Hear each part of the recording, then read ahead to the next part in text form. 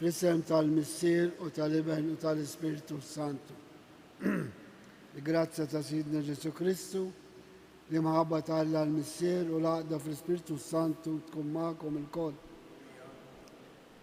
Kemm hija ħaġa sabiħa reġa' sabaħ ja mulejja.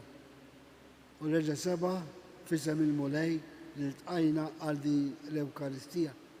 Fejn Ġesu jurina illi kull bniedem u minnu jekk għandu fidu fih isalva. Mhux biżżejjed tappartjeni għal poplu tal-Alla, imma anke l-pagani li jemnu fi Kristu isalvaw. Niftħu qalbna għal din is-salvazzjoni billi narfu ħtijietna, speċjalment nuqqas ta' fidi fi Kristu, biex niċċelebraw kif jixraq din il-qudiesa. Nistqal Alla li jista' kollox. Jingħaddi b'tħafna bil-ħsieb, bil-kliem, bil-amin u billi ħallejt mirijieti tiegħi, partija tiegħi. Għalhekk nitlob lill-Imqazza Marija dejjem Verġi, lill-Anġel Qadisin kollha. Iħenna lina Alla li jista' kollox jaħfrilna d-dubitna u jwassalna għal ħajja ta' dejjem. Mulej ħnina, Kristu ħnina, mulej ħnina. Il-Qudiesa din nofruha għal Alfred de Brincat. Nitolbu. Ħares lejna mulej li taħlaq u tmexxi kollox. Watina li naqduk qalb ukollna biex inġarbu l-qawwa tal-ħnina tiegħek. Bibnek Ġesu Kristu Sidna li hu Alla u miegħek jgħix u jsaltan flimkien mal-Ispiritu Santu għal dejjem ta' dejjem.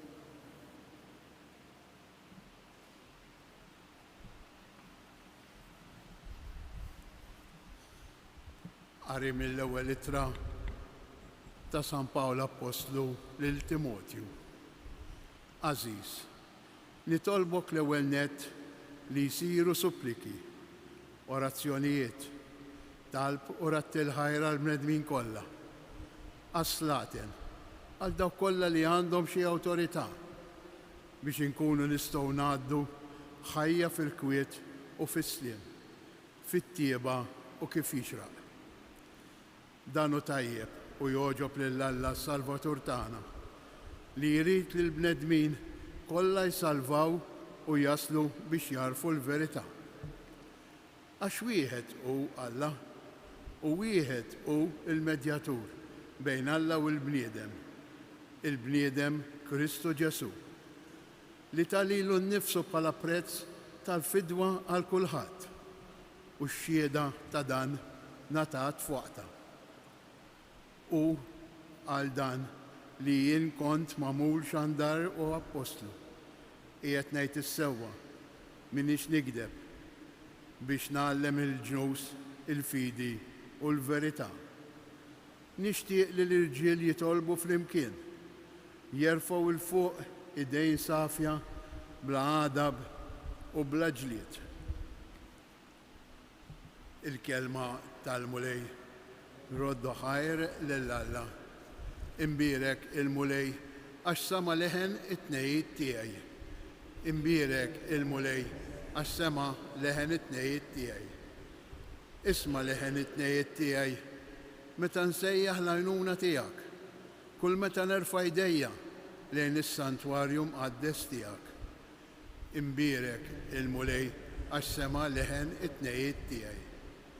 Il-mulej u l-qawwa tiegħi u t-tarka tiegħi fih it-tamat qalbi. Ksibt l-għajnuna u fetħet qalbi. Irrodlu ħajr bil-għana tiegħi. Imbierek il-mulej għax sama leħen it-tnejjiet tiegħi. Il-mulej u s-saħħa tal-poplu tiegħu. Kien ta' salvazzjoni għas-sultan, il-midluk tiegħu. Salva l-poplu tiegħek, bierek il-wirtek, kun ir-raj tagħhom, erfaħħom għal dejjem. Imbierek il-mulej għax sama leħen it-tnejjiet tiegħi. Inqumu għall-Evanġelju.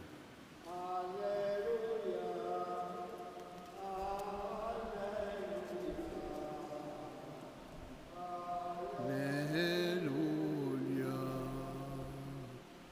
Alla ek ħab lid-dinja li tal-libnu l-wahdini biex kull min jemmen fih ikollu il-ħajja ta' dejjem.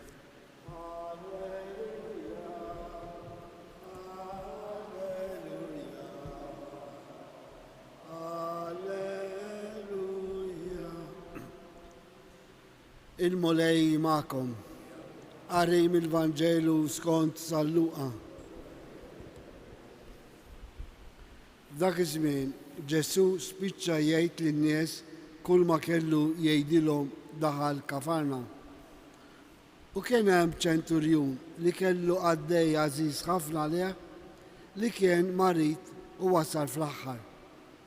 Iċ-ċenturjun sama b'Ġesu u batlu xi wħud mix-xjuħ tal-Lut biex jitolbuh jiġi fejja il-għaddej. Dak marru quddiem Ġesu u bdew jitolbuh b'ħerqa kbira u jgħidulu jixraqlu li tagħmel dan għax hu jos il-ġens tagħna u kienu li bnielna s-sinagoga.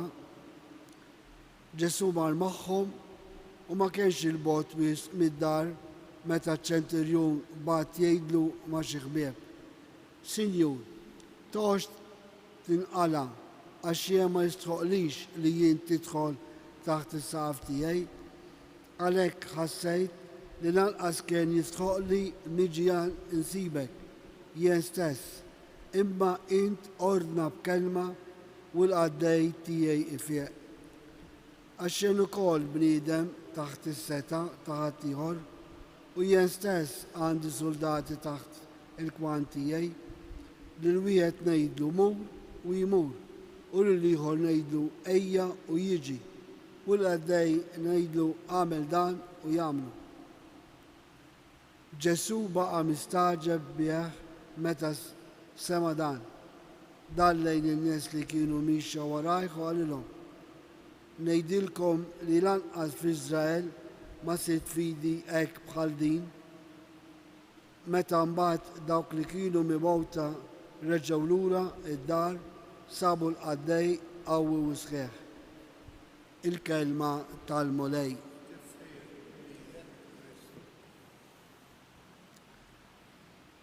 Ħafna mill-Lut u forsi wkoll xi wħud minna kienu jaħsbu li s-salvazzjoni tippartieni għal dawk tal-poplu ta' Alla, għal poplu magħżur. Allura l-Lut kienu jgħidu jekk aħna discendenti ta' Abraham, is-salvazzjoni tagħna hija awtomatika. Bħalli kieku anke aħna ngħidu jien Mammet, allura la Mammet is-salvazzjoni hija garantita. Mhux tant hekk. Veru li l-ħnina kbira ta' Alla kif smajna fl-ewwel qari għax Alla jrid isalva lil kulħadd. Imma biex nakkwistaw is-salvazzjoni aħna li m'għandin u aħna li ta' kuljum niċċelebraw l-Ewkaristija, irridu nittrasformaw, naqilbu il-fidi tagħna f'opri ta' bontà, f'opri ta' tjiba, f'opri ta' mħabba. Għaliex jiswa ngħidu jien nemmen fi Kristu u mbagħad m'għandix fiduċja fil-kelma tiegħu. Iċ-ċenturjun li kien pagan li ma kienx mill-poplu tal-Alla wera fidi kbira f'Ġesu. Tant li qal ma jistħoqlix li tidħol taħt is-saqaf tiegħi. U din l-expression għadna ngħiduha hawnhekk ukoll ftit qabel it-tqarbin tagħna. Allura is-salvazzjoni veru hija don ta' Alla, imma dan id-don ta' Alla jeħtieġ kollaborazzjoni tagħna, fedeltà tagħna lejn il-mulej, speċjalment għax nisimgħu l-kelma tiegħu u nwettquha. Hemmhekk hija ċ-ċertezza tas-salvazzjoni anke fid-djufijiet tagħna, imma almenu ikelna dik ir-rieda tajba l-għalmu tagħna biex nwettqu l-kelma tagħna. U għalhekk jalla Ġesu jistaġeb bil-fidi tagħna kif staġeb bil-fidi ta' dan iċ-ċenturjun. U kif jista' jistaġeb? Jekk aħna nkunu insara maturi biżżejjed biex b'responsabilità kristjana ngħixu id-doveri tagħna ta' bnedmin. Għalhekk inħallu l-mulej jaħdem fina biex it-triq tas-salvazzjoni jurina kuljum.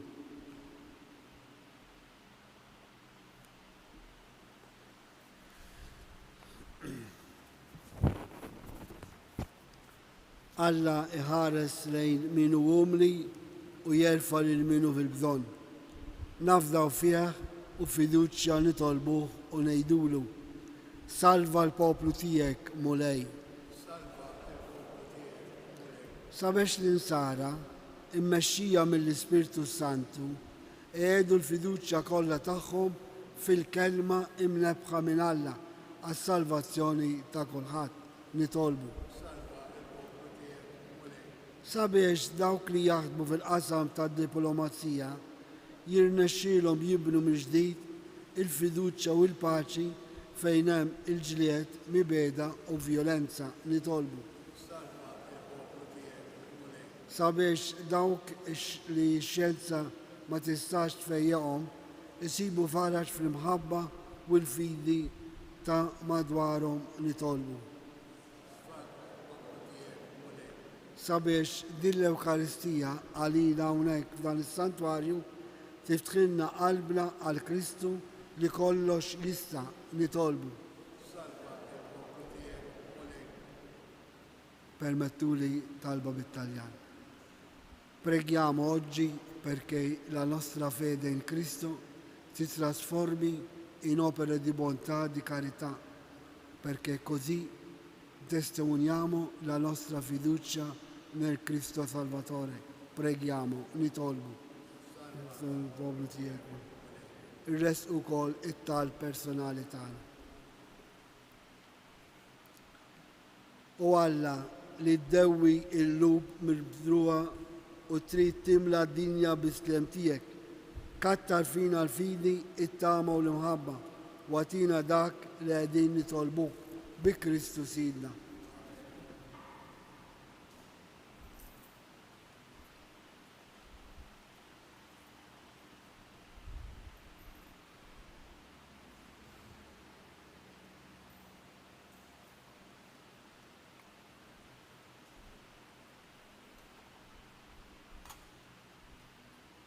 Imbirek int mulej Alla tal-ħoljen kollu, għax fit-tjubitej tajtna dan l-ħobs li għedin nofrulek, frott tal-artu xol il-bnidem li minnu jisralina il-ħobs tal-ħajja.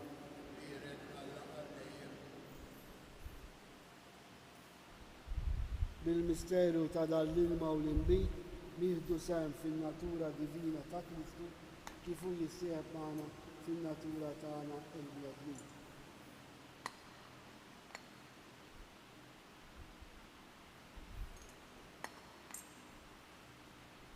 Imbirek int mulej Alla tal-ħoljen kollu għax fit-tjubitek tajna dal-imbit li din nofrulek. Frotta d-dilja u xogħol il-bniedem li minnu jisralina x-xorb tar-ruħ. Tolbuti biex is-sakrifiċċju tiegħi u tagħkom kun joġob lil Alla l-Missier li jista' kollox.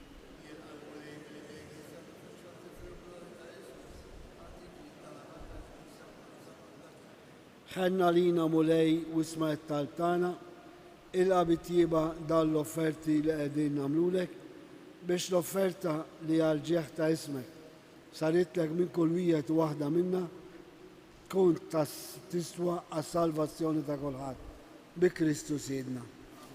Il-mulej magħkom, nerfgħu qlubna l fuq, niżukħar lill-mulej Alla tagħna. Sewwa u xira ta' sew mulej Missier Addis, Alla ta' dejjem tista' kollox, tajjeb u daġi ta' salvazzjoni tagħna li dolodu u f'kull sitwazzjoni tal-ħajja rrodulek ħajr. Għalex int bibnek il-Aziz bħalma oġbok toħloq il-bniedem hekk ukoll fit-tjieba tiegħek ridt iġġeddu. Għalhekk tassew jistħoqlok li l-ħlejjaq kollha jaqduk, il-mifdijin kollha jfarruk u l-għaddisin tiegħek iberkuk għalanija.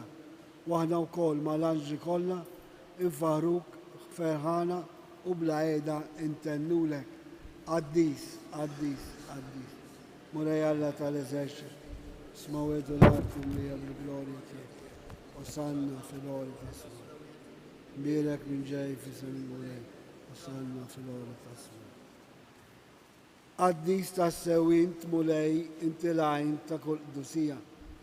Għaddes għalek li tolbuk dal-offerti bil-barka tal-Ispirtu tiegħek biex isiru għalina il-ġisem u d-dam ta' Sidna Ġesu Kristu.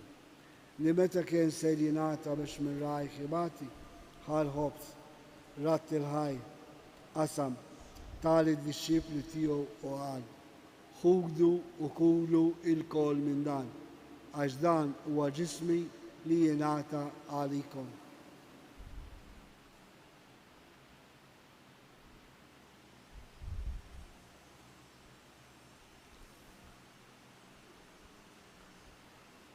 Ekku kol wara li klaħal kalċi reġerat il-ħaj tal id-disċipli tiegħu u qal, ħugdu u xorbu minnu l-kol, għax dan huwa l-kalċi ta' demmi tal-patti ġdid li jibqa' għal dejjem.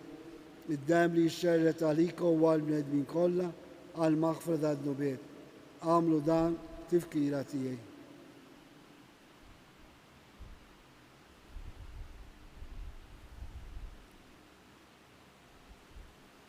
Danu il-misteru tal-fidi inħabru il-mettijek Mulej biex bil-fer għaw mentijek nistennewk sama tiġi fil-glor. Għalek, aħna unamlu dam tifkira tal-mewt u l-awment ta' Sidna Ġesu Kristu, l-offrurek Mulej il-ħof tal-ħajja u l-kalċi tal-salvazzjoni. U rodurek ħaj, għax oġbok til-għana għawn u dimek biex naduk. U mitċokontani tolbu l-Ispirtu Santi għadna f'ġisawijiet li jenna nieħdu sem il-ġisawi d-dem ta' Kristu. Ftakar Mulej fi knisja tiegħek imxerda mad-dinja kollha, u għettaf l-imħabba fl-imkien mal-Papa Franċesku, mal-Isqof tagħna Anton, mal-Ministri u l-poplu li jint għażilt għalik. Ftakar Farfred Debrinkat li jogħġbok issejjaħlu għal għandek minn d-dinja. Ftakar fħutna dak li raqdi bit-tama tal-għawmin, ftakar ukoll fil-mejtin kollha, daħħalhom quddiemek fid-dar tas-seb tiegħek. Ħen għalina l-koll nitolbuk, għati lilna wkoll il-wir tal-ħajja ta' dejjem, flimkien mal-Verġi Mqazzom Malla Marija, San Ġusepp, l-Apostli, San Ġorġ Preka u l-qaddisin kollha li jgħixu fil-biberija tiegħek sa mill-bidu tad-dinja. Għamel li magħhom infaħruk u nsebħuk Ġesu Kristu ibnek. Bi Kristu, ma' Kristu u fi Kristu, jingħata lilek Alla mistier li tista' kollox, flimkien mal-Ispirtu Santu, kull ġew glorja għal dejjem ta' dejjem. Flimkien nitolbu kif għallimna Ġesu, missierna li jinti fismawek. Tiġi sardnatek, ikun li tritint kif is-sema jida fl-art, ħobżna ta' kuljum għatina llum, aħfrinna d-nubitna, bħalma nafru l-minu ħati għalina, la daħaldex fid-diġri, iżda l-iżda mid-deni. Aħlisna nitolbuk Mulej minn kull deni, għatina fit-tiba l-paċi fi żminna, biex nkunu ħirsa dejjem mid-dnub u mħarsa minn kull inkwiet. Aħna u nistennew u nittamaw il-miġġa tas-Salvatur tagħna Ġesu Kristu. Mulej Ġesu Kristu, li għetti l-apostli tiegħek, inħallikom islem, natikom islem tiegħek. La tħares lejn nubitna, iżda ħares lejn il-fidi ta' knisja tiegħek. Għati jaslem u laqda li jint trid fija, jint li tgħix fis-saltan għal dejjem ta' dejjem. Il-paċi ta' Ġesu tkun dejjem magħkom. Għatu sinjal ta' paċi li xulxejn. Il-ġisem u d-dem ta' Kristu u dan il-kalċi li se nitqarbu bihom ikun jiswewna għal ħajja ta' dejjem. Ħaruf talla li tneħħi.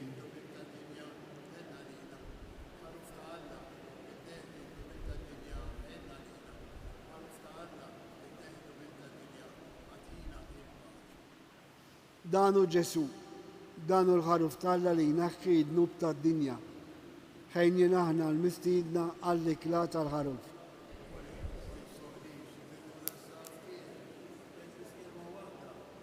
Il-ġisem ta' Kristu jħarisna l-ħajja ta' dejjem.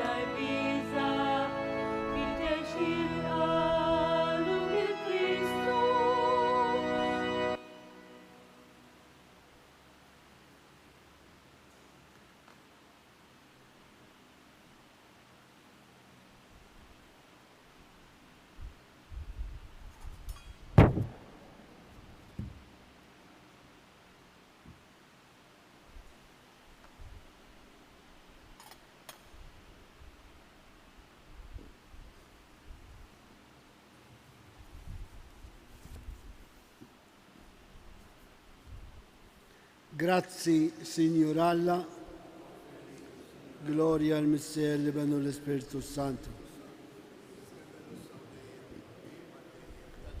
Nitolbu, għamel mulej li dan id-don tas-sagrament tal-Ewkaristija jaħdem bil-qawwa tiegħu fir-ruħ u l-ġisem tagħna u li f'kull ma nagħmlu imexxina dejjem u mhux is-sensi tagħna bi Kristu Sidna. Qabel il-barka finali ngħidu talba lil Madonna skont l-intenzjoni ta' kull wieħed u waħda minnha biex il-fidi tagħna tkun tidher bl-opri ta' karità. Ngħidu flimkien. Slima għalik Marija bil-grazzja mimlija il-mulej miegħek imbirkin fost in-nisa u mbierek il-frott tal-ġuf tiegħi Ġesu. Qaddisa Marija Alla, tlobalina metinbin, issa u fis-sija tal-met tal-Amen. Il-mulej magħkom. Iberikkom Alla li jista' kollox, il-Missier, l-Iben u l-Ispiritu Sant. Morru għejxu il-paċi ta' Kristu. Il-ġurnata tajba lil kulħadd.